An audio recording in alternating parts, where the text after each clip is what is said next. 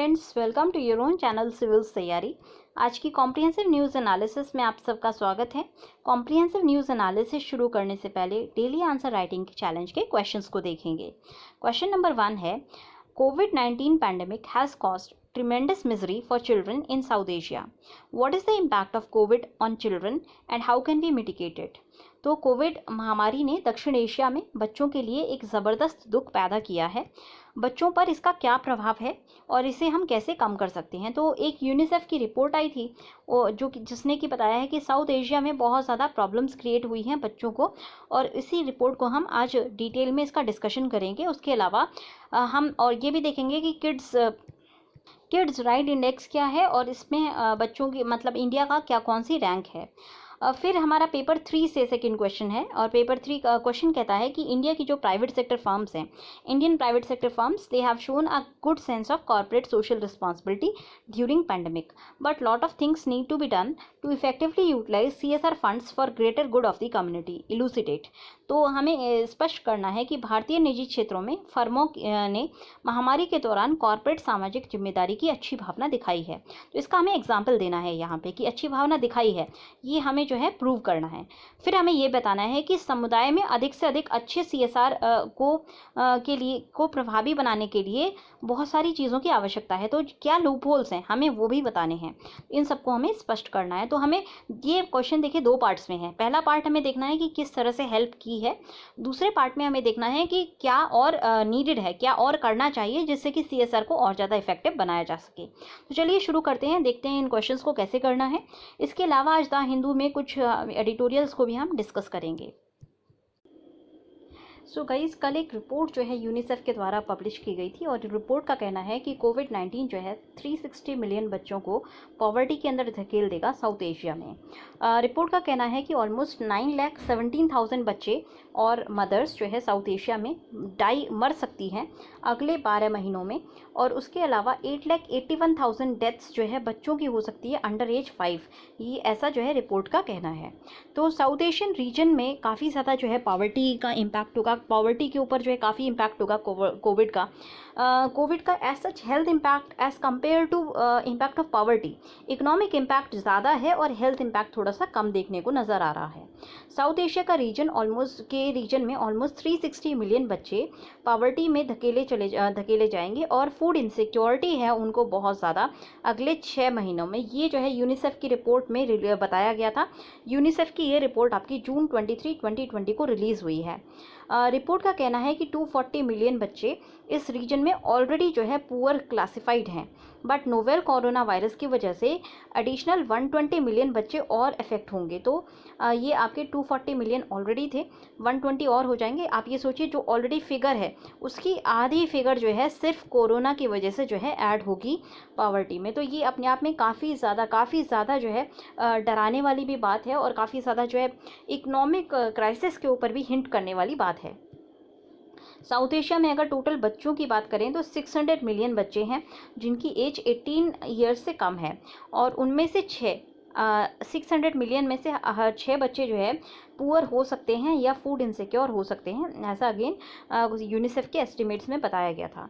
United Nations ने consistently voice किया है कंसर्न को कि कोविड का जो इम्पैक्ट है वो बच्चों पे ज़्यादा पड़ेगा, और ये पहली रिपोर्ट है जो सिर्फ साउथ एशिया रीजन पर फोकस करती है। बच्चे कम ससेप्टेबल हैं SARS-CoV-2 वायरस के, मतलब कि कोविड वायरस जो है बच्चों को इतना ज़्यादा अफेक्ट नहीं करता है। अगर बच्चों को बीमारी हो भी जाती है तो भी उनके सिम्टम्स काफ़ी लो होते हैं, और उनके ऊपर जो हेल्थ इम्पैक्ट्स हैं वो कम पड़ते हैं, बट उनके ऊपर इकोनॉमिक और सोशल कॉन्सिक्वेंसेस बहुत ज़्यादा पड़ रहे हैं लॉकडाउन के और बाकी मेजर्स के, जो कि इस रीजन में साउथ एशिया के रीजन में बहुत सारी कंट्रीज़ ने लिया है। रिपोर्ट का कहना है कि दशकों की जो प्रोग्रेस थी वो जो है उसके ऊपर रिस्क है कि वो सारी जो प्रोग्रेस है वो वाइप आउट हो जाएगी। दशकों से कंट्रीज़ जो है पॉवर्टी को वाइप करने की कोशिश कर रही थी, उन्होंने काफ़ी प्रोग्रेस किया था इस मामले में, और बहुत मतलब अनफॉर्चुनेट बात ये है कि एक क्राइसिस आया और ये सारी जो दशकों की मेहनत है ये ख़राब हो जाएगी। रिपोर्ट फोकस करती है कि इमीडिएट और लॉन्ग टर्म कॉन्सिक्वेंसेस जो है साउथ एशिया रीजन में क्या होंगी, और ये रिपोर्ट बताती है कि डेकेड्स की जो प्रोग्रेस थी कि बच्चों की लाइफ को इम्प्रूव कराया जाए वो सफ़र कर सकती है। बच्चों की हेल्थ, एजुकेशन और बाकी प्रायोरिटीज़ के ऊपर जो भी हमने प्रोग्रेस की थी अभी तक साउथ एशिया में, वो उसके ऊपर रिस्क है कि वो पूरी तरह से वाइप आउट हो जाएगी कोविड-19 के पैंडेमिक की वजह से। रिपोर्ट का कहना है कि गवर्नमेंट्स को अर्जेंट एक्शन लेना चाहिए जिससे कि मिलियंस ऑफ फैमिलीज जो है पॉवर्टी में वापस ना जाएं। साइड इफ़ेक्ट जो है पैंडेमिक का साउथ एशिया में बहुत ज़्यादा होने वाला है। इसका मेन रीज़न है लॉकडाउन और बाकी मेजर्स जो कि कोविड को कंट्रोल करने के लिए लगाए गए थे। इससे बच्चों को सबसे ज़्यादा डैमेज हुआ है। ये जो है जीन गौ जी ने कहा है, जो कि यूनिसेफ के रीजनल डायरेक्टर हैं साउथ एशिया के लिए। लॉन्ग टर्म इम्पैक्ट जो है इकोनॉमिक क्राइसिस के फॉर्म में होगा और ये जो है बच्चों के ऊपर एकदम अलग स्केल का होगा। आप खुद देखिए 240 मिलियन एग्जिस्टिंग थे और एकदम से 120 मिलियन अगर ऐड हो जाते हैं तो ये सडन जो है चेंजेस आएंगे। अर्जेंट एक्शन इसीलिए किया जाना चाहिए जिससे कि कोविड-19 लोगों के होप्स और फ्यूचर को पूरी जनरेशन के होप और फ्यूचर को बर्बाद ना कर दे। हाउस होल्ड इनकम रिड्यूस हो सकती है, रेमिटेंसेस भी कम होंगे और इसकी वजह से और ज़्यादा पॉवर्टी फैलने का खतरा है। हाउस होल्ड जो है कम स्पेंड कर पाएंगे हेल्थ केयर पर, गुड न्यूट्रिशन पर, एजुकेशन पर, ऐसा रिपोर्ट का कहना है। रिपोर्ट में ये भी नोट किया गया है कि साउथ एशिया जो है 139 बिलियन डॉलर्स की जो है रेमिटेंसेस रिसीव करती है ओवरसी माइग्रेंट से। रेमिटेंसेस साउथ एशिया में डिक्लाइन होंगे, ऑलमोस्ट 22% जो है रेमिटेंसेस घट जाएंगे और ये 139 बिलियन से घट के 109 बिलियन हो जाएंगे 2020 में। अगेन आप देख सकते हैं 20 बिलियन का ये जो लॉस है काफ़ी बड़ा लॉस है क्योंकि ये रेमिटेंसेस सीधे सीधे हाउस होल्ड्स के पास जाती हैं। अब बच्चों की बात करते हैं कि क्या बच्चों के ऊपर क्या इम्पैक्ट पड़ने वाला है। इम्यूनाइजेशन, न्यूट्रिशन और बाकी जो हेल्थ सर्विसेज हैं वो सीवियरली अफेक्ट हुई हैं क्योंकि रिसोर्सेज का डाइवर्जन हुआ है। जो बच्चों के लिए इम्यूनाइजेशन प्रोग्राम चलाते थे लोग, जो डॉक्टर्स बच्चों को जो है केयर करते थे, जो आंगनबाड़ी वर्कर्स होते थे जो बच्चों को न्यूट्रिशन देते हैं, उन सबको डाइवर्ट करके कोविड की ड्यूटी में लगाया गया। तो इसकी वजह से बच्चों के ऊपर काफ़ी ज़्यादा इम्पैक्ट पड़ेगा। ऑलमोस्ट 9,17,000 बच्चे और उनकी मदर्स साउथ एशिया में मर सकती हैं अगले 12 महीनों में और 8,81,000 डेथ्स हो सकती हैं बच्चों की अंडर 5, ऐसा रिपोर्ट का कहना है। सो गाइज, एक जो चिंता वाली बात है इंडियन पॉलिसी मेकर्स के लिए वो ये है कि ज़्यादातर इनमें से जो डेथ्स हैं वो इंडिया में कहा जा रहा है होंगी। उसके अलावा पाकिस्तान में भी काफ़ी सारे जो है बच्चों की डेथ्स और मदर्स जो की मॉर्टेलिटी के ऊपर खतरा है। फिर बांग्लादेश और अफगानिस्तान में भी सिग्निफिकेंट लेवल ऑफ मॉर्टेलिटी हो सकती है, ऐसा यूएन का कहना है। वर्ल्ड हेल्थ ऑर्गेनाइजेशन ने पहले भी ये कहा था कि इम्पैक्ट जो कोविड-19 का है वो बहुत ज़्यादा बच्चों पर और वीमेन के ऊपर पड़ सकता है। कम से कम 1.5 मिलियन बच्चे यूपी के अंदर जो है उन्होंने अपनी वैक्सीनेशन के डोज को मिस किया है क्योंकि नेशन वाइड लॉकडाउन लगा हुआ था कोविड को कर्ब करने के लिए। अप्रैल में अगर बांग्लादेश की बात करें तो बांग्लादेश में 49% जो है रिडक्शन हुआ है उन बच्चों के नंबर्स में जो कि रूटीन वैक्सीनेशंस ले रहे थे एज़ कम्पेयर टू मार्च। तो मार्च में जो है बच्चे जो भी वैक्सीनेशन ले रहे थे, अप्रैल में 49% रिडक्शन हो गया है।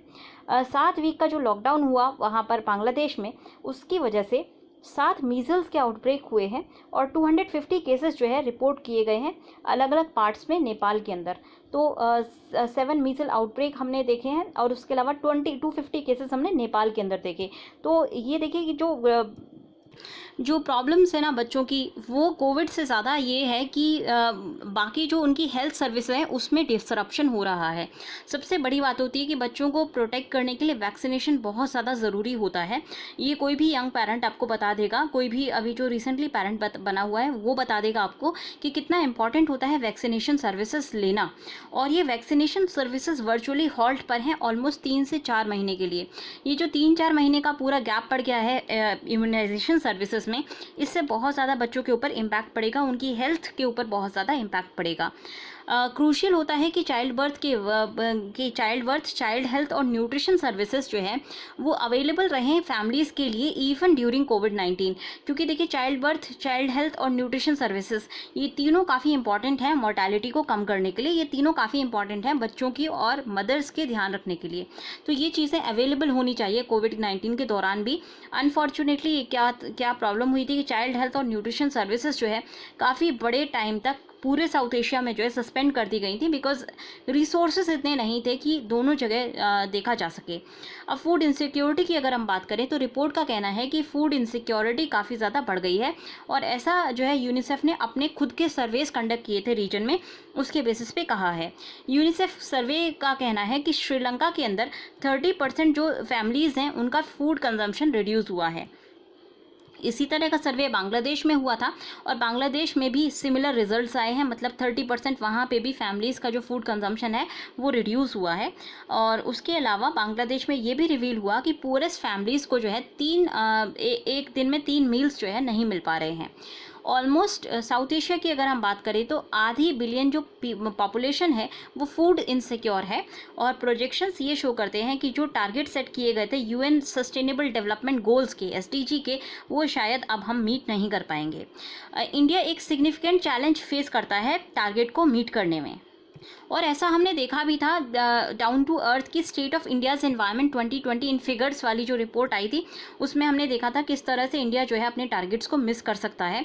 यूएन की जो रिपोर्ट है उसने ये भी पॉइंट आउट किया है कि इनइक्वालिटी है इंटरनेट एक्सेस में और इलेक्ट्रिसिटी में, जो कि बहुत ज़रूरी होती है डिस्टेंस लर्निंग के लिए। तो इस वजह से 430 मिलियन बच्चे जो कि रिमोट लर्निंग के लिए डिपेंडेंट हैं, वो उनको जो है लर्निंग गैप्स उनमें आ रहे हैं। इंटरनेट एक्सेस नहीं है या फिर इलेक्ट्रिसिटी का प्रॉपर एक्सेस नहीं है। इस वजह से जो है उन बच्चों के पास जिनके पास एक्सेस नहीं है उनको जो है लर्निंग गैप्स फेस करने पड़ रहे हैं, क्योंकि स्कूल्स बंद हैं लॉकडाउन की वजह से। 32 मिलियन बच्चे जो ऑलरेडी स्कूल के बाहर थे वो जो है और ज्वाइन कर सकते हैं ऐसे डिसएडवांटेजेस ग्रुप के बच्चों को, ऐसा यूनिसेफ का कहना है। तो मतलब 32 मिलियन बच्चे ऑलरेडी स्कूल के बाहर थे, उनको जो है ये जो सारी प्रॉब्लम्स आई हैं कोविड की वजह से, उस वजह से वो डिसएडवांटेज्ड कैटेगरी में बिल्कुल जा सकते हैं। एक और प्रॉब्लम ये है कि ज़्यादातर कंट्रीज़ स्पेसिफिकली साउथ एशिया में वो जो है फंड्स को सफिशिएंटली एलोकेट नहीं करती हैं बच्चों के राइट को प्रोटेक्ट करने के लिए, और ऐसा बताया गया है किड्स राइट इंडेक्स 2020 में। तो ये काफ़ी इंपॉर्टेंट है।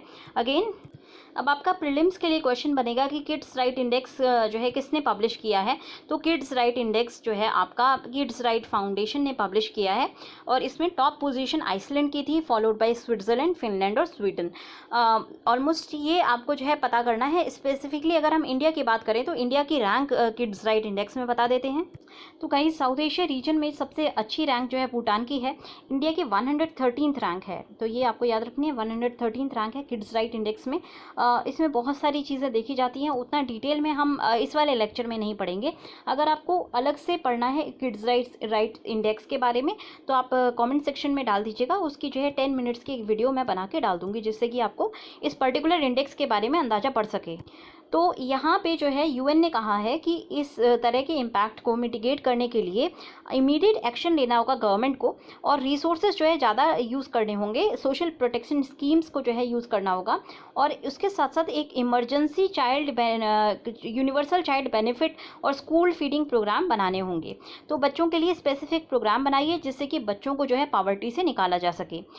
यूनिवर्सल चाइल्ड बेनिफिट की बात करें तो कम से कम इसकी वैल्यू जो है, जो भी आपका जीडीपी है उसका 2% आपको जो है बच्चों के लिए डालना होगा यूसीबी के बेसिस पे, यूनिवर्सल चाइल्ड बेनिफिट्स के लिए। और इसमें जो है आपको कोई बेनिफिशियरीज यूनिवर्सल रखने हैं, मतलब सभी बच्चे, जिससे कि एक्सक्लूजन एरर्स ना आए। स्कूल्स को साथ साथ यूएन का कहना है कि स्कूल जितनी जल्दी हो सके उतनी जल्दी आप रीओपन कीजिए, और उसके लिए आपको ये भी देखना होगा कि बच्चों की सेफ्टी को इंश्योर किया जा सके, स्टाफ की सेफ्टी को भी इंश्योर किया जा सके। इसके लिए एडिक्वेट हैंड वॉशिंग करनी होगी स्कूल्स के अंदर। अगेन इस आपके इंडिया में ये बहुत बड़ी प्रॉब्लम है, क्योंकि बहुत सारे स्कूल्स में जो है फंक्शनिंग टॉयलेट्स नहीं हैं, फंक्शनिंग वाटर फैसिलिटीज़ नहीं हैं। टॉयलेट फैसिलिटीज़ प्रोवाइड करनी होंगी, प्रॉपर फिजिकल स्पेसिंग, अगेन ये भी एक प्रॉब्लम है। ज़्यादातर जो स्कूल्स हैं, इवन प्राइवेट स्कूल्स है, वहाँ फिजिकल स्पेसिंग की प्रॉब्लम फेस करने को मिलती है क्योंकि डेंसिटी बहुत ज़्यादा है। तो ये सारी चीज़ें जो है मेंटेन करनी होंगी स्कूल्स को और गवर्नमेंट्स को। उसके अलावा इमीडिएट एक्शन प्लान ये है कि यूएन को देखना होगा कि अगले साल आप क्या करेंगे, इमीडिएटली आप क्या करेंगे, ये आप यूएन के रिपोर्ट में बताइए, और ये बताइए कि बच्चों को किस तरह से आप पॉवर्टी से निकालने के लिए क्या क्या कर सकते हैं। बिगनिंग 2021 में यूनिसेफ ने कहा है कि गवर्नमेंट्स को जो है कमिट करना होगा कोई स्ट्रैटेजीज बनाने के लिए, जिससे कि ट्रांजिशन हो सके, रिस्पॉन्स मतलब जो भी कोविड का रिस्पॉन्स है उसको हम सस्टेनेबल, क्लाइमेट रेजिलिएंट और डेवलपमेंटल इंटरवेंशंस के रूप में ट्रांजिशन कर सकें उसका। तो फिलहाल हम जो है कोविड के लिए कुछ रिस्पॉन्स कर ही रहे हैं, पर उन रिस्पॉन्सेस को जो है सस्टेनेबल बनाना होगा, क्योंकि ये कोविड आप कह सकते हैं ये सिर्फ ट्रेलर था। अगर क्लाइमेट जो है चेंजेस आएंगे तो बहुत ज़्यादा जो है बर्बादी हो सकती है। तो क्लाइमेट रेजिलिएंट डेवलपमेंटल इंटरवेंशंस जो है गवर्नमेंट को लेने होंगे, जिससे कि रीजन के सबसे जो वल्नरेबल बच्चे हैं उनको प्रोटेक्ट किया जा सके। India INC responding with responsibility, ये आपका ओआरएफ में पब्लिश हुआ था। बहुत अच्छा आर्टिकल है अगेन ये, और यहाँ पे शो किया गया है कि किस तरह से जो हमारी कॉर्पोरेट सोशल रिस्पॉन्सिबिलिटी है उसके अंदर थोड़े से चेंजेस लाने की ज़रूरत है, जिससे कि कॉर्पोरेट सोशल रिस्पॉन्सिबिलिटी के जो फंड्स हैं उनको अच्छे से यूटिलाइज़ किया जा सके। किसी भी सोशल मतलब जो हमारी एकदम से आपदा आती है तो उसके लिए अच्छे से यूटिलाइज़ किया जा सके। कोविड-19 ने न केवल इनएडिक्वेसीज जो है शो करी हैं, एक्सपोज करी हैं ग्लोबल हेल्थ सिस्टम की, बल्कि इन्होंने जो मेजर्स लिए जा रहे हैं इसको मिटिगेट करने के लिए उसके अंदर क्या इनएडिक्वेसीज हैं उनको भी जो है एक्सपोज किया है। इमीडिएटली हमने रिस्पॉन्ड करने के लिए इंडिया ने क्या किया था, हेल्थ क्राइसिस को रिस्पॉन्ड करने के लिए गवर्नमेंट ऑफ इंडिया ने एक बहुत बड़ी फंडिंग चाहिए थी। सबसे बड़ी प्रॉब्लम ये थी गवर्नमेंट के पास कि ऐसे प्रॉब्लम्स में, ऐसी कोई भी आपदा आती है तो उस वक्त हमें ये नहीं पता होता कि कितनी सिवियरिटी है। तो हमें सिवियरिटी नहीं पता थी, और सिवियरिटी ना पता होने की वजह से, ये अननोन होने की वजह से हम बहुत सारे ऐसे फैक्टर्स जो कि ड्यूरेशन पर डिपेंड करते हैं उनको हम अकाउंट में नहीं ले पाए। क्योंकि देखिए, जब आपको पता है कि ये वाली डिज़ास्टर इतने मंथ चलेगी तो आप उसके हिसाब से प्लान बना सकते हैं। अब कोविड के साथ प्रॉब्लम क्या थी कि हमें यही नहीं पता था कि इस पर्टिकुलर पैंडेमिक का टाइम स्केल क्या होगा, और इस टाइम स्केल में ये कितना जो है रैम्पेज मचाएगा, क्या क्या ये जो है प्रॉब्लम्स क्रिएट करेगा। तो ये अननोन होने की वजह से हमारी जो फंडिंग प्रोसेस थी वो भी जो है सफिशिएंट नहीं हो पाई थी। ऐसे में हमें रीओरिएंटेशन करना था एग्जिस्टिंग फंड्स का और प्रोग्राम्स का, जो कि सफिशिएंट तरीके से नहीं हो पाया। इसीलिए एक और हमें जो गवर्नमेंट को एक्सप्लोर करना था वो ये था कि किस तरह से हम प्राइवेट फिनेंस को टैप इन कर पाएँ और गवर्नमेंट के जो फाइनेंशियल एबिलिटी है उसको ऑगमेंट कर पाएँ। इसके लिए कोविड-19 के लिए गवर्नमेंट ने स्पेसिफिकली एक फ़ंड क्रिएट किया जिसका नाम था पीएम केयर्स फंड। इसको एस्टैब्लिश किया गया था। कॉन्वर्सेशन से ये पता चलता है कि जो पीएम केयर फंड की बात करें और उसके अलावा जो हमारा 20 लाख करोड़ का जो स्टिमुलस था आत्मनिर्भर भारत अभियान का, ये दोनों चीज़ें जो है मिल करके कोविड को मिटिगेट करने के लिए बनाई गई थी। अब यहाँ पे एक बड़ा रोल प्राइवेट सेक्टर का भी आता है, जिन्होंने कॉर्पोरेट सोशल रिस्पॉन्सिबिलिटी के थ्रू जो हेल्प कर सकते थे, बट इस वाले रीजन को बिल्कुल ओवरलुक किया गया गवर्नमेंट के द्वारा। तो देखिए, प्राइवेट सेक्टर ने ऑब्वियसली उन्होंने बहुत ज़्यादा कंट्रीब्यूट किया है पीएम केयर्स फंड के लिए, but again corporate social responsibility के नाम से जो है पर्टिकुलर फंड्स होते हैं गवर्नमेंट कंपनीज के पास। अगर इस फंड को और यूटिलाइज कर लिया जाता तो कहीं ना कहीं हमारे रिसोर्सेज ऑगमेंट हो सकते थे। सबसे बड़ी बात है कि अभी रिसेंटली जो है शेड्यूल 7 कंपनीज एक्ट का जो है ये चेंज हुआ था 2013 में, जिससे कि एडिक्वेट फंडिंग दी जा सके कॉर्पोरेट सोशल रिस्पॉन्सिबिलिटी के लिए। 23 मार्च 2020 को इसमें चेंजेस लाए गए हैं। मिनिस्ट्री ऑफ कॉर्पोरेट अफेयर्स ने एक नोटिस इश्यू किया था जहां पे ये कहा गया था कि सीएसआर के फंड्स जो हैं उनको डाइवर्ट करके कोविड-19 रिलीफ के लिए यूज़ किया जा सकता है, और ये जो है एलिजिबल होंगे सीएसआर के लिए।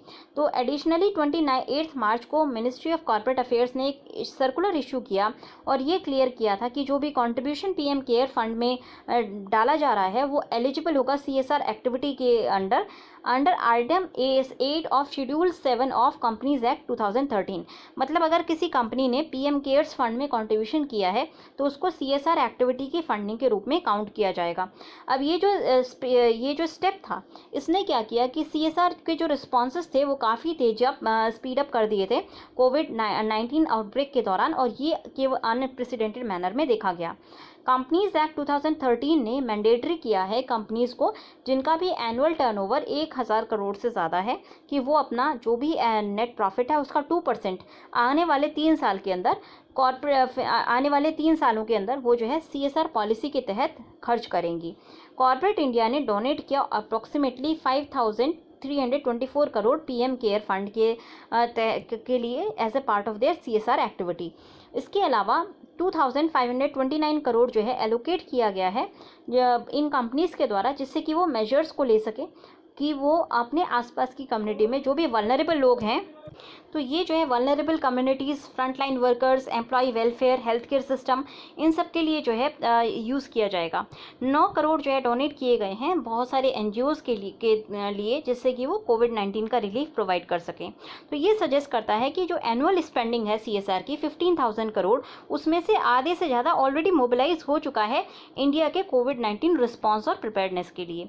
अगर हम कुछ टॉप कंपनीज़ की बात करें कि उन्होंने क्या जो है स्पेंडिंग की है, तो रिलायंस इंडस्ट्री इंडस्ट्रीज़ की अगर हम बात करें, उसने जो है 100 बेड डेजिग्नेट किया है कोविड-19 हॉस्पिटल के लिए। उसके अलावा 50 लाख के फ्री मील्स डिस्ट्रीब्यूट किए हैं, 1 लाख मास्क जो है डिस्ट्रीब्यूट किए हैं, फ्री फ्यूल इमरजेंसी व्हीकल्स को प्रोवाइड किया है, बहुत सारे जो है पीपीई किट्स दिए हैं, पर डेली बेसिस पर हज़ारों पीपीई किट्स दिए हैं हेल्थ केयर वर्कर्स को। उसके अलावा 500 करोड़ जो है पीएम केयर फंड में ट्रांसफ़र किया था। इंडियन ऑयल कॉरपोरेशन की अगर हम बात करें तो इन्होंने मेडिकल इंश्योरेंस दिया है 3.23 लाख पंप अटेंडेंट्स को, डिलीवरी बॉयज़ को और ड्राइवर्स जो एलपीजी के हैं। फिर आपके जो आपका ऑलमोस्ट 1 लाख पर फैमिली के लिए, जो भी 4 लोगों की फैमिली है उनके लिए पर 1 लाख पर फैमिली दिया गया है कोविड-19 के ट्रीटमेंट के लिए। इसके लिए उसके अलावा इन्होंने 225 करोड़ जो है पीएम केयर फंड में ट्रांसफ़र किए हैं। ओएनजीसी की अगर हम बात करें तो 35 प्रोजेक्ट्स जो इन्होंने चालू किए थे, जिसकी टोटल कीमत होगी 4.59 करोड़ रुपए, और इनको इम्प्लीमेंट किया जा रहा है बहुत सारे वर्क सेंटर्स के थ्रू। 13 प्रोजेक्ट्स जो है जिनकी कॉस्ट होगी 1.02 करोड़, ये अभी अप्रूवल का वेट कर रहे हैं। उसके अलावा 300 करोड़ इन्होंने जो है पीएम केयर फंड में डाले हैं।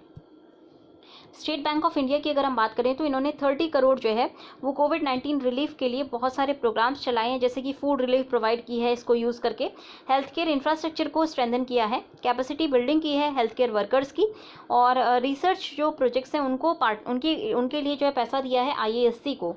फिर टाटा मोटर्स की अगर हम बात करें तो टाटा मोटर्स ने एसेंशियल आइटम्स और सप्लाईज़ का डिस्ट्रीब्यूशन किया है ग्राउंड ज़ीरो पर, और लोअर सेक्शन, सोशल सेक्शन जो है सोसाइटी का, उसको भी जो है प्रोटेक्ट किया है इस वक्त, लॉकडाउन के वक्त में। फिर उसके अलावा उन्होंने जो है पीपीई किट्स और मेडिकल किट्स जो है बनाने की कोशिश की है, इनका प्रोडक्शन जो है रैंप अप किया है। एजुकेशन किया है, जिसकी हम क्या कर सकते हैं इसको हॉल्ट करने के लिए, तो पब्लिक एजुकेशन का काम किया है इन्होंने। टाटा स्टील फाउंडेशन की बात करें तो इन्होंने 10 पॉइंट कॉम्बैट कोविड-19 सीएसआर प्रोग्राम चलाए हैं, जैसे कि thought for food, from the farm, stitch in time, stronger together, तो ये सारे जो है इन्होंने इनिशिएटिव्स चालू किए हैं। कोल इंडिया ने 3 लाख जो इनके एम्प्लॉयज़ हैं उनकी वेलबींग के लिए काम किया है। उसके अलावा 3 लाख मास्क जो है वो डिस्ट्रीब्यूट किए हैं अपनी सिस्टर कंपनीज़ में। उसके अलावा इन्होंने जो सेंसिटाइजिंग चैम्बर इंस्टॉल किया है, जिससे कि अगर कोई भी आता है कोल फील्ड में तो अपने एक कोल फील्ड में ये किया है, जिससे कि जो भी वर्कर्स हैं वहाँ पे उनको सैनिटाइज करके तब आगे भेजा जाए। फिर सैनिटाइज़ किया है रेसिडेंशियल कॉलोनीज़ को, और जो कैंपस हैं कॉन्ट्रैक्टर्स के और आसपास के जो विलेजेस हैं वहाँ पे भी सैनिटाइजेशन ड्राइव चलाया है कोल इंडिया ने। टीसीएस की अगर हम बात करें तो इन्होंने कोविड-19 के पेशेंट्स के लिए ट्रैकर्स जो है प्रोवाइड किए हैं, हेल्थ किट्स प्रोवाइड किए हैं, वेंटिलेटर्स प्रोवाइड किए हैं पुअर पर्सनस के लिए। टीसीएस का ION डिजिटल क्लासरूम सॉफ्टवेयर जो है इन्होंने चालू किया, जिससे कि बच्चों को आसानी से ई-लर्निंग करने में शिफ्ट किया जा सके।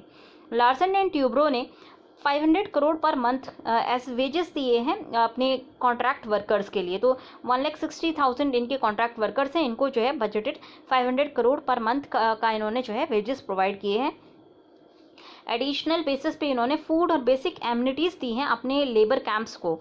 उसके अलावा बहुत सारे वेलफेयर इनिशिएटिव्स लिए गए हैं लार्सन एंड ट्यूब्रो के द्वारा। 150 करोड़ जो है इन्होंने पीएम केयर फंड को भी दिया है। L&T की अगर हम बात करें तो L&T का जो HR सिस्टम है ना, इंडिया के अंदर बेस्ट HR सिस्टम है। इवन मैंने यहाँ पे वर्क किया हुआ है, तो इसीलिए मैं बता रही हूँ आपको कि इतना ज़्यादा जो कॉन्ट्रैक्चुअल वर्कर का जितना L&T में ख्याल रखा जाता है, बाकी कहीं नहीं ख्याल रखा जाता। अब ICICI बैंक की अगर हम बात करें तो इन्होंने 2.13 lakh crore surgical mask provide किए हैं। उसके अलावा 40,000 N95 मास्क प्रोवाइड किए हैं, 20,000 लीटर सैनिटाइजर्स का प्रोवाइड किया है, 16,000 ग्लव्स, 5,300 जो है PPEs प्रोवाइड किए हैं, 2,600 प्रोटेक्टिव आई गियर और इक्विपमेंट जैसे कि थर्मल स्कैनर 50 प्रोवाइड किए हैं, 3 नॉन इन्वेसिव कैटेगरी के वेंटिलेटर प्रोवाइड किए हैं बहुत सारे स्टेट डिपार्टमेंट्स को और हॉस्पिटल्स को। उसके अलावा 80 करोड़ इन्होंने पीएम केयर फंड में डिपॉजिट किया है। HDFC बैंक ने 150 करोड़ जो है पीएम केयर फंड में डिपॉजिट किया है। महिंद्रा और महिंद्रा की अगर हम बात करें तो अगेन इन्होंने अपने जो रिजॉर्ट्स थे इनको कोविड केयर फैसिलिटीज़ में कन्वर्ट किया है। उसके अलावा इन्होंने जो भी इनके स्टेक होल्डर्स हैं उनके साथ काम करने की कोशिश की है, जिससे कि जो उनको जो है इकोनॉमिक टर्मोइल ना फेस करना पड़े। एनटीपीसी की अगर हम बात करें तो एनटीपीसी रिहंत ने ऑलमोस्ट 2800 जो है बोरी खाने का फूड ग्रेन्स का प्रोवाइड किया है और फूड आइटम्स का फूड प्रोवाइड किया है। आसपास के इलाकों में। फिर 17 लाख जो है टोटल इसकी वर्थ थी, और ये डिस्ट्रिक्ट एडमिनिस्ट्रेशन को प्रोवाइड किया, जिससे कि अनप्रिविलेज जो फैमिलीज़ हैं उनको फूड प्रोवाइड किया जा सके। एनटीपीसी विंध्याचल की अगर हम बात करें तो उन्होंने 25 लाख का जो है फाइनेंशियल एड दिया है रिलीफ मेजर्स के रूप में as to Indian Red Cross Society Singrauli, और टोटल इन्होंने 257.5 करोड़ जो है पीएम केयर फंड में डिपॉजिट किया है।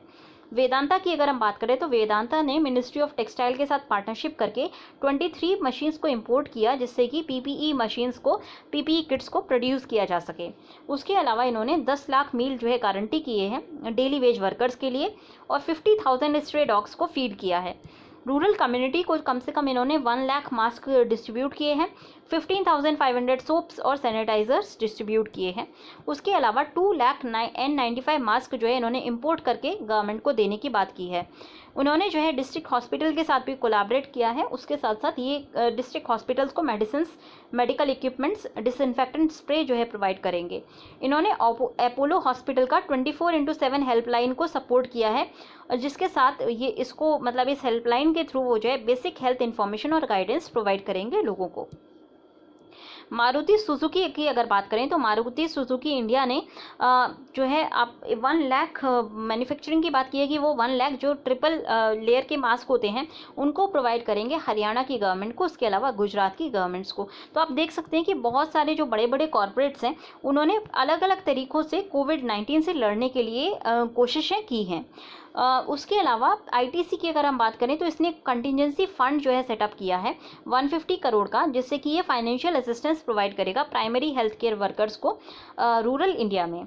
इन्फोसिस ने 500 करोड़ जो है टेस्टिंग किट्स के लिए प्रोवाइड किए हैं, मास्क, वेंटिलेटर्स और फूड फॉर दी पुअर, इन सब के लिए प्रोवाइड किए हैं। उसके अलावा इन्फोसिस ने पार्टनरशिप की है नारायणा हॉस्पिटल्स के साथ, जिससे कि 100 बेड जो है क्वारंटाइन फैसिलिटी ये प्रोवाइड कर सके। समिता मॉडल जो है वो one of the kind venture है जो इन्फोसिस के द्वारा यूज़ किया गया है, जो कि रिलेंटलेसली काम कर रहा है, जिससे कि वो कोऑर्डिनेट कर सके कॉर्पोरेट इंडिया के CSR एफर्ट्स को, जिससे कि जो इम्पैक्ट डेली वेज वर्कर्स के ऊपर है उसको मिनिमाइज़ किया जा सके। उसके अलावा ये लोग जो है काम कर रहे हैं इंडिया वर्कर्स अलायंस के साथ, जिससे कि डायरेक्ट फंड ट्रांसफ़र प्रोवाइड किए जा सके बेनिफिशियरीज़ के बैंक अकाउंट में, और लोगों को जो है गवर्नमेंट स्कीम्स का एक्सेस मिल सके और गवर्नमेंट लोन्स का भी एक्सेस मिल सके। तो ये जो पैंडमिक है इसने कहीं ना कहीं एक जो हमारे सामने नीड क्रिएट की है वो ये है कि टेक्नोलॉजिकल इंटरवेंशन आने चाहिए, जिससे कि वायरस को के स्प्रेड को रोका जा सके टेस्टिंग के थ्रू, रिसर्च एंड डेवलपमेंट के थ्रू, क्योर जो है फाइंड किया जा सके। उसके अलावा जो मॉनिटरिंग की जा सके लॉकडाउन के इफेक्टिवनेस की, और लॉकडाउन की खुद की मॉनिटरिंग की जा सके। इसलिए इस सारे टेक्नोलॉजिकल सपोर्ट प्रोवाइड करने के लिए मारिको इनोवेशन फाउंडेशन ने as a part of its CSR 2.5 crore की जो है ग्रांट प्रोवाइड की है स्टार्टअप्स को, जिससे कि वो कॉस्ट इफेक्टिव वेंटिलेटर्स और PPE किट्स वगैरह प्रोड्यूस कर सकें।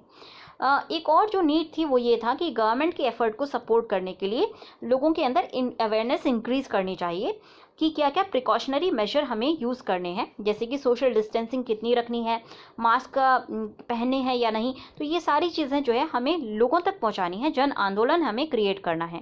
इसके लिए बहुत सारी कंपनीज़ ने मॉडिफाइड स्ट्रैटेजीज़ जो है वो अडॉप्ट की हैं।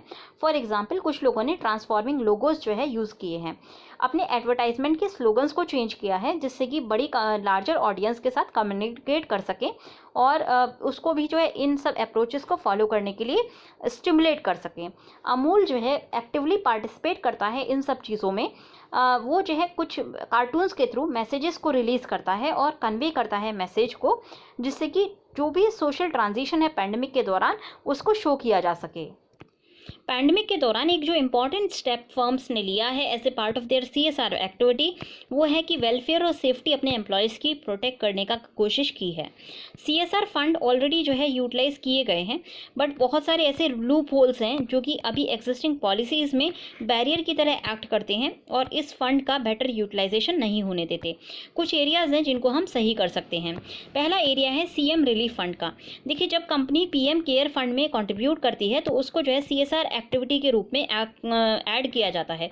इसीलिए हमने देखा अभी बहुत सारी कंपनीज ने PM केयर फंड में अपना कंट्रीब्यूशन दिया है।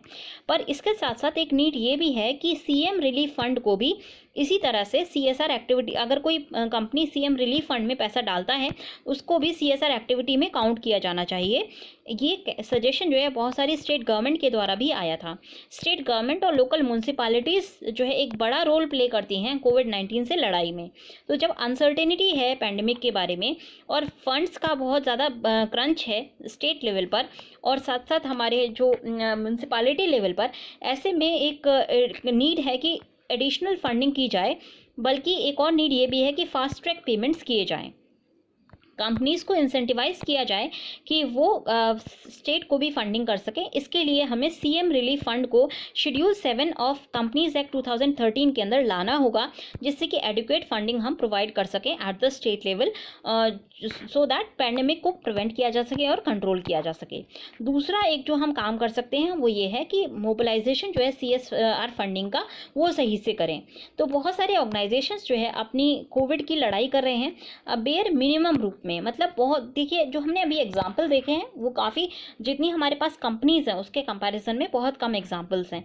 आप ये देखिए किसी भी फॉरेन कंपनी का हमने ऐसा एग्जाम्पल नहीं देखा जिन्होंने कोविड के लिए एक बड़े तौर पे लड़ाई के लिए हमें जो है पैसे दिए हों। तो जैसे अमेजोन हो गया, गूगल हो गया, माइक्रोसॉफ्ट हो गया, ये बहुत सब्सटैंशियल बिजनेस इंडिया के अंदर करते हैं, बट उन्होंने कोई भी प्रोवाइड हमें PM केयर फंड में नहीं किया है, CSR एक्टिविटी को रैंप अप नहीं किया है। तो सबसे पहले ये ज़रूरी है कि CSR फंड्स को टैप करके हमें ह्यूमैनिटेरियन क्राइसिस को टैकल करें। उसके अलावा ये भी ज़रूरी है कि की जो पब्लिक चैरिटेबल ट्रस्ट हैं और NGO हैं जो कि ग्रास रूट पर बड़ी पिक्चर से अवेयर हैं कि क्या प्रॉब्लम चल रही है, उनको भी हमें जो है फंडिंग करनी होगी। तो उनके लिए भी अगर कोई कंपनी फंडिंग करती है तो वो CSR के अंडर आनी चाहिए। NGO का तो आता है, बट पब्लिक चैरिटेबल ट्रस्ट को भी हम CSR के लिए फ़िलहाल कोविड के टाइम डाल सकते हैं। इससे क्या होगा कि लार्ज कॉरपोरेशंस को लोकली जो है एविडेंस बेस्ड एक्सपर्टाइज मिल जाएगी और वो जो वल्नरेबिलिटीज़ हैं उनको जो है एड्रेस कर पाएंगे। फिर जो एक तीसरी चीज़ हम कर सकते हैं वो ये है कि जो इम्पैक्ट है सोशल सेक्टर पर जो भी पड़ रहा है पोस्ट कोविड-19 पीरियड में, उसको गॉज करना ज़रूरी है। तो बहुत रीसेंट स्टडीज़ जो बहुत सारी इंडस्ट्रीज़ और सेक्टर्स ने की हैं उसमें ये देखा गया कि जो सोशल वहाँ पे जो एक चीज़ मिसिंग थी वो ये था, देखिए सबने इकोनॉमिक सेक्टर पे क्या फ़र्क पड़ा इसके बारे में बहुत खुल के चर्चा की है, बट सोशल सेक्टर पे क्या फ़र्क पड़ा है उसके बारे में किसी ने चर्चा नहीं की। और यहाँ पे कॉन्वर्सेशन करना काफ़ी ज़रूरी है। प्रॉफिटेबिलिटी नो डाउट कंपनीज़ की रिड्यूस होगी आने वाले सालों में, उसके साथ साथ उनकी जो स्पेंडिंग है CSR की वो भी रिड्यूस हो सकती है। इससे क्या होगा, CSR फंडिंग में रिडक्शन आएगा। ये एस्टिमेट किया जा रहा है कि CSR फंडिंग ऑलमोस्ट 30 to 60% जो है ड्रॉप हो जाएगी आने वाले 2 सालों में। ऐसे में जो प्रोग्राम इन कंपनीज ने अंडरटेक किए थे अंडर CSR एक्टिविटी वो जो है पुश डाउन हो जाएंगे, वो डीप्रायोरिटाइज हो जाएंगे और इससे क्या होगा, डेवलपमेंटल एजेंडा जो है कुछ साल पीछे चला जाएगा। फिर ऐसे में एक नीड है गवर्नमेंट इंटरवेंशन की। NGOs हाईली डिपेंडेंट होते हैं CSR फंडिंग के ऊपर और उनको जो है एक बहुत बड़ी डेफिसिट फेस करनी पड़ेगी फंडिंग के मामले में। इतनी ज़्यादा डेफिसिट फेस करनी पड़ेगी कि कुछ NGOs जो है अपनी सैलरीज पे नहीं कर पाएंगे अपने एम्प्लॉयज़ की। ऐसे में गवर्नमेंट को यहाँ स्टेप इन करना चाहिए और NGOs को सपोर्ट करना चाहिए। उनकी जो आने वाले अगले 3 से 6 महीने हैं उनकी रेंट और सैलरीज गवर्नमेंट प्रोवाइड कर सकती है। एस्टिमेट ये किया जा रहा है कि CSR की जो स्पेंडिंग है नॉन कोविड-19 प्रोजेक्ट पर वो रिड्यूस हो जाएगी 30 to 50%, क्योंकि जो CSR की फंडिंग थी वो डाइवर्ट करके कोविड प्रोजेक्ट्स पर डाल दी गई है। तो नॉन कोविड प्रोजेक्ट्स को डीप्रायोरिटाइज कर दिया गया है, कोविड प्रोजेक्ट को एक प्रायोरिटी बना दिया गया है, इसीलिए नॉन कोविड प्रोजेक्ट्स की जो फंडिंग है 30 to 50% डिक्लाइन कर सकती है। इससे ये सजेस्ट किया जाता है कि यहाँ पे जो है एरियाज जैसे कि एजुकेशन हो गया, इक्वालिटी हो गया, एनवायरनमेंट हो गया, इनको जो है एक बर्न फेस करना पड़ेगा कोविड-19 का। इस डिवाइड को ब्रिज करने के लिए इंडियन गवर्नमेंट को जो है रिलीज़ करना चाहिए जो भी इनका अनस्पेंट अमाउंट है CSR का ऑलमोस्ट 3000 करोड़ का है, उसको जो है रिलीज़ कर देना चाहिए, जिससे कि इन एरियाज़ को भी हम देख सकें, इन एरियाज़ की भी फंडिंग की जा सके। नीति आयोग ने ऑलरेडी अपील किया है कि ये जो CSR का अनस्पेंट कॉर्पस है वो रिलीज़ किया जाए, जिससे कि मिटिगेशन स्ट्रैटेजीज़ का काम किया जा सके। स्ट्रक्चरल और मॉनेटरी मेजर, उसके अलावा NGOs का जो वर्किंग है और नॉन कोविड प्रोजेक्ट्स हैं, इन सब को जो है हमें सिस्टमाटाइज करके एक कॉमन प्लेटफॉर्म पे लेकर आना होगा, जिससे कि हम अपने सोशल सेक्टर में भी इम्प्रूवमेंट ला सकें। देखिए, पैंडेमिक ने बहुत सारे जो सोशो इकोनॉमिक कॉम्प्लेक्सिटीज़ हैं, उनको हमारे सामने खड़ा किया है। बट उसके साथ-साथ हमें जो है एक कंस्ट्रक्टिव इन्वॉल्वमेंट करना होगा कॉर्पोरेट इंडिया का, जिससे कि हम सीएसआर पॉलिसीज़ को जो है और सीएसआर एक्टिविटीज़ को जो है स्ट्रीमलाइन कर सकें और डैमेज को मिनिमाइज़ कर सकें। तो ये जो है करना काफ़ी ज़रूरी है। सीएसआर एक्टिविटीज़ गवर्नमेंट हमारी जो इंडियन कंपनीज़ हैं बहुत अच्छे से करती हैं, बट उसका जो पैसा है वो स्ट्रीमलाइन करके और हमें सभी एरियाज़ को देखना है। हम हेल्थ के लिए एजुकेशन को और एनवायरनमेंट को, इन सब चीज़ों को ओवरलुक नहीं कर सकते हैं। तो कहीं ना कहीं एक बैलेंस बनाने की ज़रूरत है, क्योंकि आने वाले 2-3 साल में अगेन जो फंडिंग है वो रिड्यूस हो जाएगी, तो जो एक एनजीओ का एफर्ट्स होगा वो भी बहुत ज़्यादा रिड्यूस हो जाएगा। अभी हमने कोविड पैंडमिक के टाइम पे देखा था किस तरह से एनजीओज़ ने एक बहुत बड़ा रोल प्ले किया था जो हमारे माइग्रेंट वर्कर्स थे उनको फीड करने में। तो कहीं ना कहीं एनजीओज़ की एक काफ़ी बड़ी रिस्पॉन्सिबिलिटी वो प्ले करते हैं, तो एनजीओज़ को भी सपोर्ट करने का ये टाइम है। ऐसे में हमें government, as a society, as a corporate, तीनों की जो प्रायोरिटीज़ हैं उनको स्ट्रीमलाइन करके एक हमें जो है एक प्रॉपर जो है पॉलिसी बनानी होगी सीएसआर की, जो कि इस तरह की एपिडेमिक्स में या इस तरह की इमरजेंसी सिचुएशन में वर्क कर सके। तो ये आर्टिकल आपका जो है इंटेलेक्चुअल ब्यूरोक्रेट बीपीआर विट्ठल जी के लिए लिखा गया है, उनको श्रद्धांजलि देते हुए लिखा गया है। और वो 93 ईयर्स के थे, अभी हाल ही में उनकी मृत्यु हुई है, और ये उनके लिए एक श्रद्धांजलि आर्टिकल आप कह सकते हैं। तो बीपीआर विट्ठल जी की अगर हम बात करें तो वो एक ब्लू रेनेसा मैन थे, मतलब कि वो प्योरली बहुत अच्छे से एजुकेटेड और बहुत ज़्यादा एरूडाइट यहाँ पे आपका ये लिखा हुआ है इरूडाइट का अगेन मीनिंग होता है बहुत ज़्यादा जो है किसी पर्टिकुलर फील्ड में जो जानकार हो, एक्सपर्ट हो, उसको इरूडाइट मैन, बहुत लर्नड मैन को इरूडाइट मैन कहा जाता है। तो ये बहुत सारी चीज़ों में इन्होंने पढ़ाई की हुई थी, economics, philosophy, theology, physics, history, literature, political science, और उसके अलावा ये बहुत ज़्यादा मतलब पढ़े लिखे थे, बहुत अच्छे लर्न मैन थे। उसके साथ ये जो है काफ़ी प्रैक्टिकल भी थे। तो ऐसा नहीं है केवल जो है इन्होंने इनको थियोरेटिकल नॉलेज हो, प्रैक्टिकल नॉलेज भी इनको बहुत ज़्यादा थी। और सबसे बड़ी बात थी कि ये काफ़ी ह्यूमेन थे, ह्यूमैनिटी से भरे हुए थे, और काफ़ी प्रैक्टिकल थे, प्राग्मेटिक थे। प्राग्मेटिक का अगेन मीनिंग होता है प्रैक्टिकल, कोई जो प्रैक्टिकल पॉइंट ऑफ व्यू रखे उसको प्राग्मेटिक कहा जाता है। ये क्विंटेसेंशियल फिनेंस मैन थे। तो क्विंटेसेंशियल का मतलब होता है परफेक्ट, तो ये एक परफेक्ट फिनेंस मैन थे। ये फिनेंस सेक्रेटरी रह चुके हैं आंध्र प्रदेश के 1972 से 1982 के बीच में।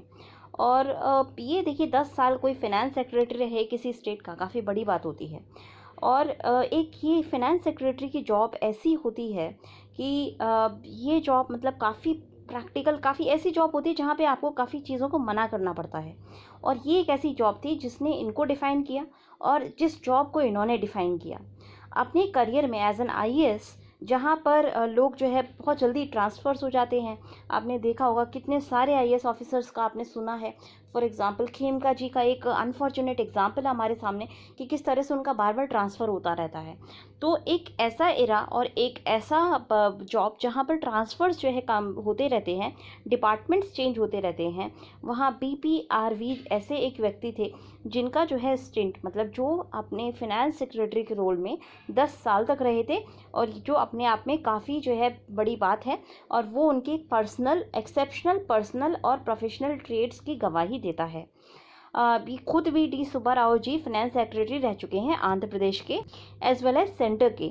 और एज अ फिनेंस सेक्रेटरी एक ऑक्यूपेशनल हैज़र्ड ये होता है फिनेंस के व्यक्ति का।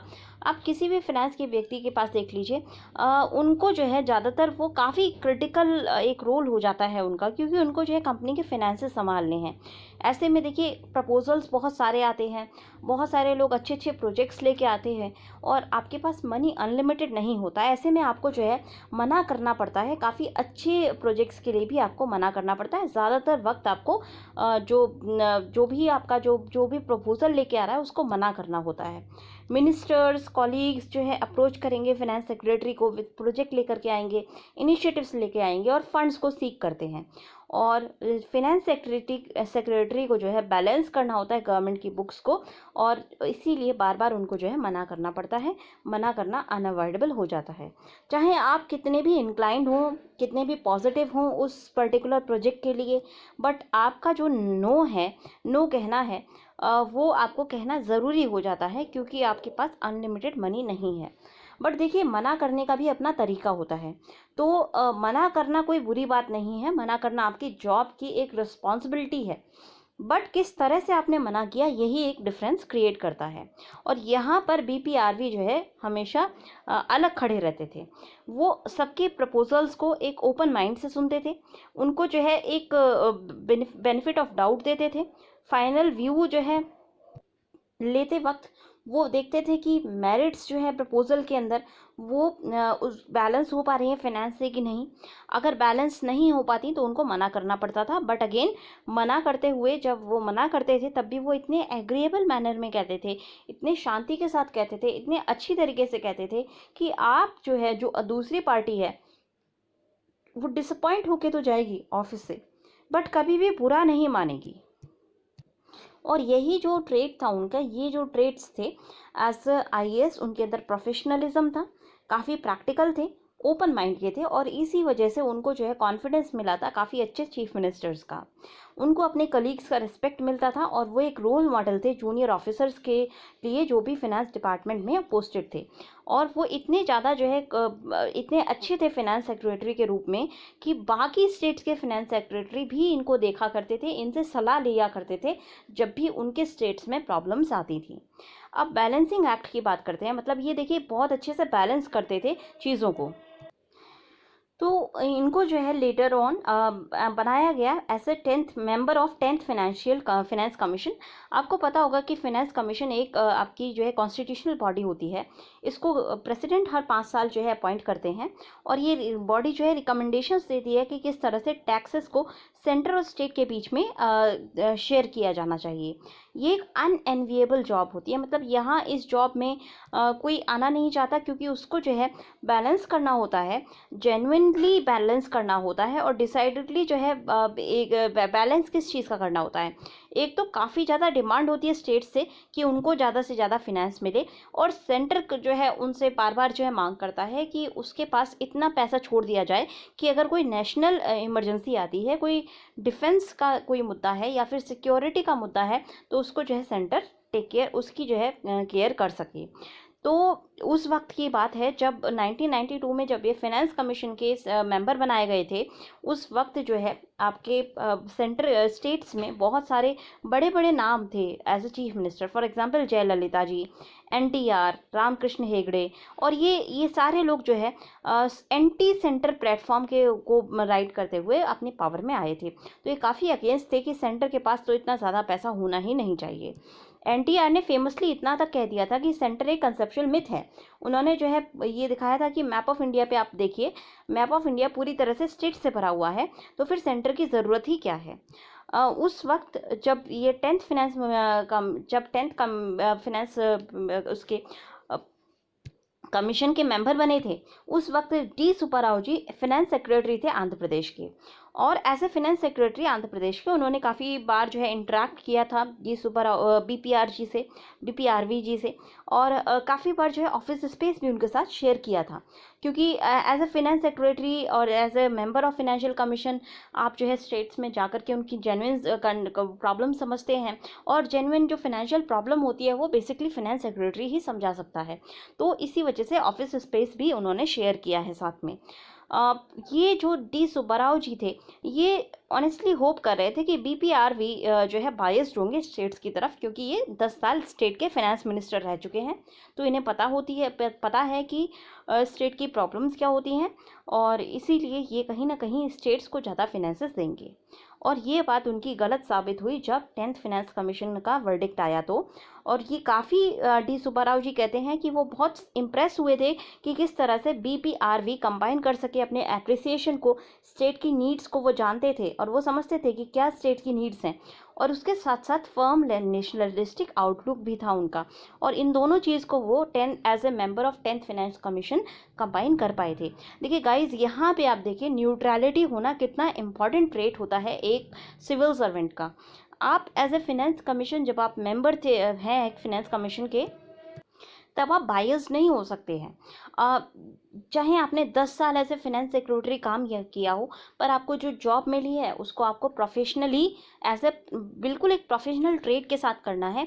दिमाग के अंदर कोई भी प्री कंसीव्ड नोशन नहीं होना चाहिए, और इसको हम जो है BPRVG के लाइव से समझ सकते हैं किस तरह से उन्होंने despite being an ex finance secretary of state, उन्होंने जो है स्टेट की नीड्स को समझा, पर साथ साथ उन्होंने नेशनलिस्टिक आउटलुक को भी कायम करा। और उनका मानना था कि आप जो है स्ट्रॉन्ग स्टेट तब तक नहीं हो सकता जब तक स्ट्रॉन्ग सेंटर ना हो, और ये बात बिल्कुल सही है। सेंटर वो स्ट्रिंग है जो सभी स्टेट्स को जो है एक हार होता है ना, हार में जो है बांध के रखती है। तब अगर ये स्ट्रिंग टूट जाएगी तो सारे मोती बिखर जाएंगे, तो इन मोतियों को बांधने का काम जो है सेंटर का होता है, और सेंटर तभी जो है स्टेट्स तभी तक एक हार में पिरोए रह सकते हैं जब तक ये धागा मजबूत हो, और धागा को मजबूत करने के लिए उसके पास फिनेंसेस होने चाहिए। धागे को मजबूत करने के लिए उसके पास डिफेंस और सिक्योरिटी के लिए इनफ मनी होना चाहिए, और इसीलिए कहीं ना कहीं एक जो रोल हो जाता है एज अ फाइनेंस कमीशन के मेंबर का, वो ये इंश्योर करना होता है कि सेंटर के पास सफिशिएंट फंड्स हों, साथ साथ स्टेट्स के पास भी फंड्स की कमी ना रहे। अब ये देखिए, जो बैंक सील का एग्जाम्पल है ये हमारे लिए इम्पॉर्टेंट नहीं है। हम यहाँ से देख सकते हैं कि यहाँ पे देखिए जो BPRVG हैं, इन्होंने काफ़ी बड़ा एक वैक्यूम छोड़ा है as a person who was a very remarkable man in many respects. काफ़ी लंबे समय तक इनको याद किया जाएगा, क्योंकि इनके पास बहुत अच्छी डिग्निटी थी, डिस्टिंक्शन थी, जिसके साथ ये सर्विस करते थे गवर्नमेंट की, सोसाइटी की और नेशन की।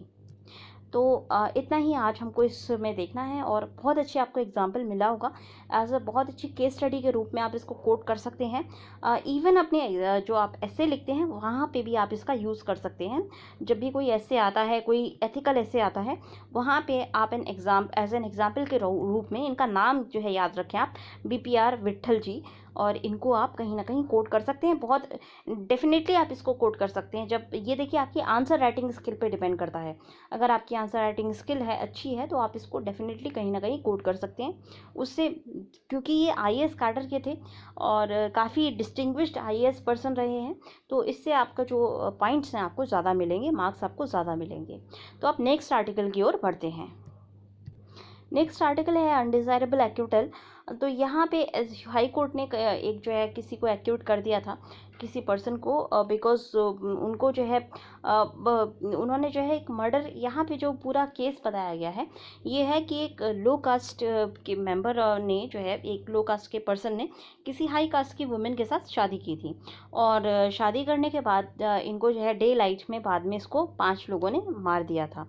तो उसमें जो है डेथ सेंटेंस जो है अवॉर्ड किया गया था पी चिन्मय स्वामी को, और ये सेंसेशनल केस था उदुमलपाट शंकर मर्डर केस में। तो जो पर्सन मारे गए थे, उदुमलापेट शंकर मर्डर केस की बात है ये, और यहाँ पे जो है हाई कोर्ट ने वर्डिक्ट दी है कि कोई कॉन्स्पिरेसी प्रूव नहीं हो पाई है। अब देखिए, ये डिसपॉइंटिंग है कि एक मेंबर जो जो SC कम्युनिटी से बिलोंग करता है, और वो अगर एक हाई कास्ट की पर्सन से शादी कर लेता है, और उसका कोई ब्रॉड डे लाइट में 5 लोग अगर मर्डर करते हैं, तो डायरेक्टली कहीं ना कहीं वो रिलेटेड होगा, ऑनर किलिंग से रिलेटेड होगा। बट कोर्ट को और इन्वेस्टिगेटर्स जो है कोर्ट को इन्वेस्टिगेटर्स की तरफ से इस तरह का कोई भी प्रूफ नहीं दिया गया जहां पे बी चिन्मय स्वामी को जो है एज एन एक्यूज्ड मतलब डायरेक्टली लिंक किया जा सके इस मर्डर से। तो जो अटैक हुआ था वो हस्बैंड वाइफ दोनों के ऊपर हुआ था, न्यूली वेड्स थे ये, और इन्होंने जो है अनफॉर्चुनेटली जो इसका हस्बैंड था वाइफ का, वो मतलब वो जो हम शंकर की बात कर रहे हैं, अनफॉर्चुनेटली उसकी डेथ हो गई थी, बट जो वाइफ थी कौशल्या वो सर्वाइव कर गई। और कौशल्या जो है चिन्मय स्वामी की डॉटर थी। उसने जो है करेजियसली एक स्टैंड लिया अपने पेरेंट्स के खिलाफ और अपने फेलो मेंबर्स के खिलाफ, जो कि एक डोमिनेंट थेवार कम्युनिटी से बिलोंग करते हैं, और फिर इसके स्टैंड की वजह से, इसके करेज की वजह से फाइनली ट्रायल कोर्ट ने उसके पापा को सेंटेंस किया था, और 5 जो भी लोग थे जिन्होंने अटैक किया था उन सभी को मृत्यु दंड की सजा सुनाई थी। फिर इस वर्डिक्ट के अगेंस्ट उसके जो फादर हैं और बाकी जो जो लोग जो सजा जिनको मिली थी वो लोग हाई कोर्ट गए, और हाई कोर्ट ने अल्टीमेटली जो एक्सोनरेट कर दिया है कौशल्या की फैमिली को। एक्सोनरेट मतलब सजा मुक्ति दे दी है, उनको कहा है कि वो रिस्पॉन्सिबल नहीं है। और इससे कहीं ना कहीं जो एक क्वेश्चन खड़ा होता है वो ये है कि आप विमेन की जो प्रोटेक्शन है मैरिटल चॉइसेस की उसको नहीं कर पा रहे हैं। प्रॉब्लम क्या है कि कॉन्स्पिरेसी को प्रूव नहीं कर पाई थी। जो प्रोसिक्यूशन पक्ष है वो कॉन्स्पिरेसी की गई है चिन्मय स्वामी के द्वारा, उनको जो है प्रूव नहीं कर पाई थी। अब देखिए एक बहुत बड़ा रोल होता है प्रोसिक्यूशन का। प्रोसिक्यूशन अगर अच्छे से वर्क करता है तब कोर्ट्स जो है सबूतों के बयान उस पर चलती है बिहाफ पे, कोर्ट सेंटिमेंट के बिहाफ पे नहीं चलती हैं। तो जो सबूत दिए गए थे वो बहुत ही स्कैंटी थे, और सबूत जो है वो डायरेक्टली लिंक नहीं कर रहे थे चिन्मय स्वामी को मर्डर के साथ। मेन क्वेश्चन ये था कि किसने जो है असेलेंट्स को भेजा है। असेलेंट्स तो मिल गए थे, असेलेंट्स को के बारे में कोई डाउट ही नहीं है क्योंकि सीसीटीवी कैमरा में असेलेंट्स जो है कैप्चर हुए हैं। बट ना तो वहाँ भी चिन्मय स्वामी की वहाँ पे प्रेजेंस थी, और क्वेश्चन सबसे बड़ा ये था कि किसने जो है असेलेंट्स को भेजा कि कपिल को एलिमिनेट कर दिया जाए अगर कौशल्या के पेरेंट्स ने नहीं भेजा तो। और ये सही है कि कॉन्स्पिरेसी को प्रूव करने के लिए सर्कमस्टांसेस की एक अनब्रोकन चेन होनी चाहिए। मतलब कंटिन्यूसली एक ऐसा आपको जब कोई भी कॉन्स्पिरेसी होती है तो आपको प्रूव करना है कि दर बाई दर सारी कड़ियाँ जुड़नी चाहिए, तब आप कॉन्स्पिरेसी प्रूव कर सकते हैं। और ये जो है सस्पिशन के बेसिस पे नहीं ले सकता, प्रूफ जो है होना ज़रूरी होता है। यहाँ पे जो है एक कोर्ट ने ये भी कहा था कि 2015 में जब इन्होंने शादी की तो कौशल्या ने एक रिटन स्टेटमेंट दिया था पुलिस के सामने कि उसके पेरेंट्स ने इंटरफेयर नहीं किया उसकी मैरिटल लाइफ से, और उसका जो पापा जिन्होंने कंप्लेन की थी कि शंकर ने एबडक्ट किया है वो क्लोज कर दी गई थी, जो कि एक एविडेंस के रूप में शो किया गया कि उसके पापा ने ये अटैक नहीं किया होगा। ये देखिए यहाँ पे आर्ग्यू किया गया है कि लोग अपना गुस्सा जो है छुपा लेते हैं। अगेन क्या हुआ क्या नहीं हुआ ये तो जो जिन लोगों के साथ चेन ऑफ इवेंट्स हुए हैं उनको ज़्यादा अच्छे से पता होगा। But again as a society हमें ये देखना ज़रूरी है कि अगर इस तरह के केसेस आते हैं तो देखिए सबसे बड़ी बात है कि अगर उसके फादर ने एलिमिनेट नहीं कराया या उसकी फैमिली मेम्बर्स ने एलिमिनेट नहीं कराया तो किसी और की क्या दुश्मनी होगी इस कपल से जो कि वो उनके ऊपर एसिलेंट्स को भेजेगा। तो ये क्वेश्चन ये सबसे बड़ा है जो अब शायद सुप्रीम कोर्ट में जाकर के ये क्वेश्चन बार बार जो है डिमांड किया जाएगा प्रोसिक्यूशन के द्वारा कि if not be Chinmay Swami then who, कौन हो सकता है जो इनको जो है एलिमिनेट करने की कोशिश करेगा। तो उस बेसिस पे उस क्वेश्चन के बेसिस पे शायद मे बी सुप्रीम कोर्ट से हमें जो है एक हल मिल पाएगा और जस्टिस मिल पाएगा। सो नेक्स्ट आर्टिकल है डाउनिंग द शटर्स। काफ़ी अच्छा आर्टिकल है और यहाँ पे बात की गई है कि जो ट्रम्प है, ट्रम्प ने अल्टीमेटली कहीं ना कहीं या तो he will be riding wave of America first, और या फिर जो है शायद उन्होंने जो H1B वीज़ा को बंद करने का काम किया है उससे एक बहुत बड़ा झटका मिल सकता है उनकी कैंपेन को। तो यहाँ क्या हुआ कि वाइट हाउस ने एक प्रोक्लेमेशन लिया था जहाँ पे उन्होंने रेस्ट्रिक्ट किया था कि नॉन माइग्रेंट वीज़ास जो है वो नहीं दिए जाएंगे क्योंकि अमेरिका अभी जो है अनप्रेसिडेंटल टाइम से जूझ रहा है। अमेरिका में जो अनएम्प्लॉयमेंट की फिगर है वो 4 गुना बढ़ के 13% के आसपास हो गई है। तो ऐसे में जो एक ऑर्डर था इनका, इसमें जो है काफ़ी सारे वीज़ास को सस्पेंड किया गया है।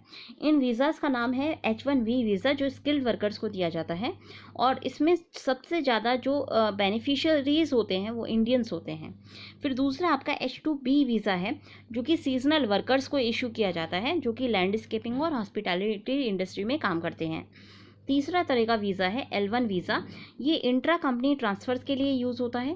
फॉर एग्जांपल कोई TCS में इंडिया में काम कर रहा है, उसको बाद में आपने जो है US से भेज दिया, तो ये आपका L1 वीज़ा है। और फिर J1 वीज़ा है जो कि स्टूडेंट्स को दिया जाता है जो वर्क स्टडी समर प्रोग्राम के तहत पढ़ने जाते हैं, मतलब वो पढ़ेंगे साथ साथ वो कुछ ना कुछ काम करने की भी उनको आज़ादी मिलती है, तो ये J1 वीज़ा के थ्रू ऐसा कर पाते हैं। उसके अलावा ये जो इम्पैक्ट होगा वीज़ा के नॉन इशुएंस का, H4 वीज़ा के लोगों पर भी होगा। जो ये H4 वीज़ा उन लोगों को दिया जाता है जो कि H1B वीज़ा वालों के स्पाउसेस होते हैं। तो H4 वीज़ा के थ्रू वो जा सकते हैं अमेरिका में, पर वो काम नहीं कर सकते। तो ये अल्टीमेटली इतने सारे वीज़ाज़ हैं जो कि अफेक्ट होंगे। प्रोक्लेमेशन जो है ये 24 जून को फोर्स में हो जाएगा, मतलब आज से लागू हो जाएगा, और ये कैलेंडर ईयर के अंत तक, मतलब कि 31 दिसंबर तक लागू रहेगा। और ये नोटेबली जो है नवंबर 3 को इंक्लूड करता है। नवंबर 3 को प्रेसिडेंशियल इलेक्शन होने हैं यूएसए में। ये कहीं ना कहीं फॉलो ऑन ऑर्डर है, जहाँ पर पहले जो है एक नंबर ऑफ़ फॉरेनर्स जो यूएसए में आ रहे थे उसको रेस्ट्रिक्ट करने की बात की गई थी। 60 डेज़ के लिए जो है हॉल्ट किया गया था लीगल माइग्रेशन, और ऐसा जो है अप्रैल 23 से किया गया था। तो अब 2 महीने वो ख़त्म हो गए हैं, उसी को आगे बढ़ाते हुए अगले मतलब इस पूरे साल तक के लिए ये कंटिन्यू किया गया है। तो इस प्रोक्लेमेशन से बहुत सारे लोग जिनको वीज़ा मिलना चाहिए था, जो वीज़ा की प्रोसेसिंग के लिए वेट कर रहे थे, वो लोग जो है अफेक्ट होंगे। और पर ये जो रेस्ट्रिक्शंस हैं उन लोगों के ऊपर अप्लाई नहीं होती जिनके पास ऑलरेडी वीज़ा है, या फिर जो ऑलरेडी यूएसए के अंदर हैं। मतलब यूएसए के अंदर नहीं भी हैं पर वीज़ा उनको इशू हो चुका है, तो उनके ऊपर ये अप्लाई नहीं होगा। उन लोगों के ऊपर ये रूल्स अप्लाई होंगे जो कि अभी यूएसए का वीज़ा का वेट कर रहे हैं, और वीज़ा जिनका प्रोसेसिंग स्टेज में है, या फिर जो अभी फ़िलहाल में जाना चाहते थे। रीजनिंग ये ऑफ़र की गई है कि वाइट हाउस ने कहा कि कोविड-19 का जो पैंडमिक है काफ़ी उसने सिग्निफिकेंटली डिस्टर्ब किया है अमेरिकन्स के लाइवलीहुड को, और जो ओवरऑल अनएम्प्लॉयमेंट का रेट है 13.3% हो गया है मई 2020 में। देखिए, इसमें कोई दो राय नहीं है कि ट्रंप की जो पॉलिसीज़ हैं वो कहीं ना कहीं अमेरिका फर्स्ट के ऑब्जेक्टिव पे फोकस करती हैं, और एग्रेसिवली ये जो है अमेरिका की ये जो एक पॉलिसी ली गई है जहाँ पे वीज़ा सस्पेंड किए गए हैं, ये शो करने की कोशिश की गई है कि अमेरिकन्स की जो जॉब थी जो लूज़ की जा रही थी फॉरेन वर्कर्स के को जो है खो दी, फॉरेन वर्कर्स की वजह से जिनको जो जॉब्स का लॉस हो रहा था अमेरिकन्स को, वो अब कम हो जाएगा, बिकॉज अब अमेरिकन्स को नॉन अमेरिकन्स को वीज़ा इशू नहीं हो रहा है। बट ये जो प्रोक्लेमेशन है ये कहीं ना कहीं बहुत ज़्यादा एक प्रॉब्लम क्रिएट करेगा, स्पेसिफिकली जो कंपनीज़ हैं उनके अंदर। ऑलमोस्ट 20 मिलियन यूएस वर्कर्स की जॉब लॉस हुई है की इंडस्ट्रीज़ में, जहां पर एम्प्लॉयर्स अभी हाल फिलहाल में H1B वीज़ा जो है रिक्वेस्ट कर रहे हैं, या L वर्कर्स के लिए वीज़ा रिक्वेस्ट कर रहे हैं पोजीशन फिल करने के लिए।